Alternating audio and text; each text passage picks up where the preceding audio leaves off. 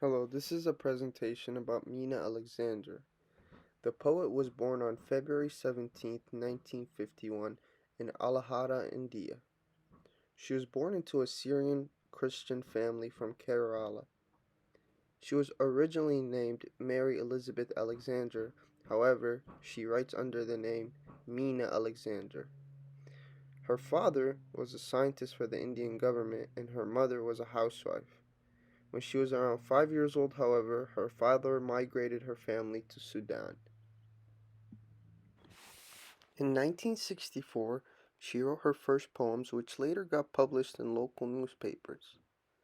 Then, after graduating in honors, she started her doctoral studies at Notre Dame University.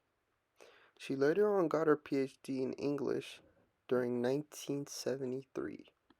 She then moved back to India and taught at multiple universities, including the University of Delhi and the University of Hyderabad. She published her first works between 1976 and 1978, writing the poems Bird's Bright Ring, I Wrote My Name, and Without Place.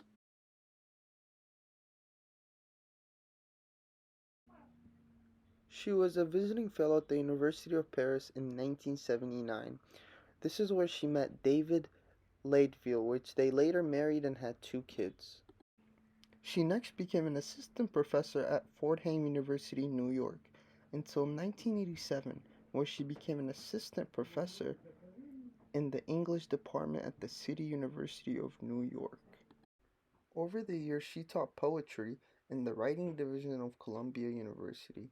She published six more volumes of poetry alongside two books of literal criticism, two lyrical essays, and two novels.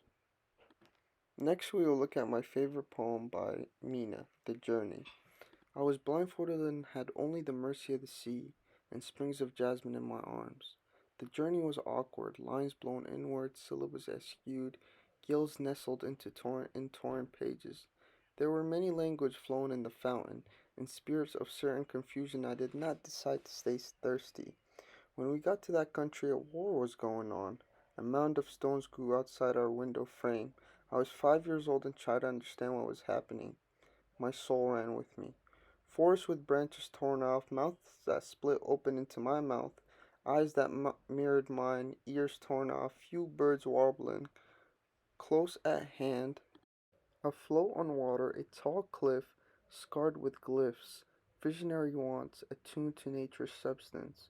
Rock and ruin, pathways of salt, scent of crushed jasmine, returning me to what I cannot bear to remember. This poem stood out to me because I relate to it to a high degree. When I was only 11, my family migrated from Iraq across the globe to the United States. The journey of getting here was not easy at all, and it took 3 long years of my family staying in a foreign country of Turkey. One of the themes that stood out to me in the poem is the feeling of hope, the feeling of knowing how hard this journey will be, but sacrificing everything in order to reap the benefits of moving to a safer place away from war.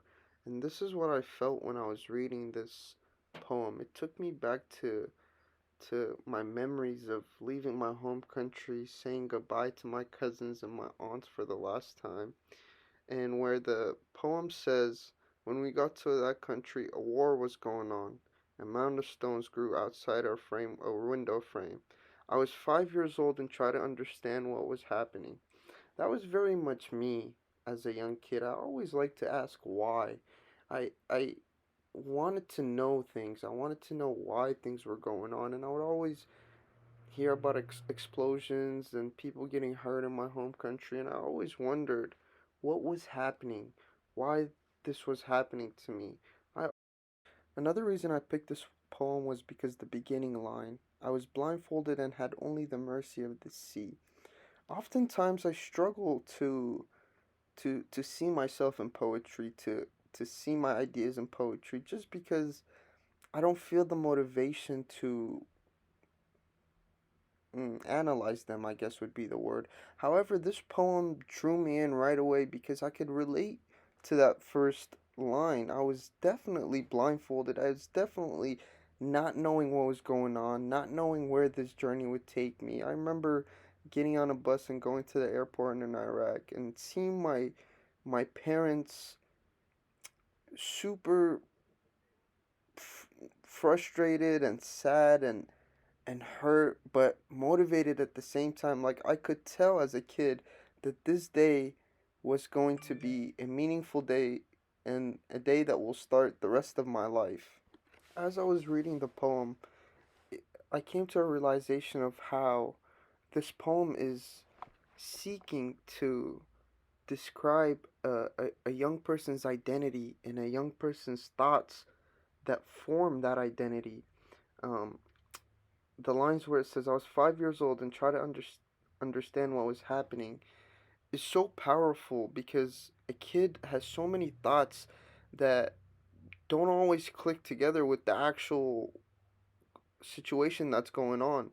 And I related to this. I found myself asking questions and getting in trouble often for asking so many questions like, why are we doing this? Why is that happening? But my soul really did run with me, and my soul was always asking me questions, just like the poem. However, going back to Mina's work, she went on to write her autobiography in 1993 called Fault Lines, which she did end up getting an award for. And from 1991 to 1997, she went on to write the novels Nepali Road and Manhattan Music. Her Fault Lines won Best Book of the Year in 1993. Illiterate Hearts, which was one of her most known works, won the 2002 Penn Open Book Award. Later on in 2009, she was also the recipient of the 2009 Literal Excellence Award for the South Asian Literacy Association. She is now known for her lyrical writing about the process and journey of migration, her explored themes of feminism and dislocation, and much more. Her work gets translated to over 5 languages and is influenced by other Indian and American poets. However, in 2018, she sadly passed away in New York from cancer. Thank you so much for coming to this presentation about Meena Alexander.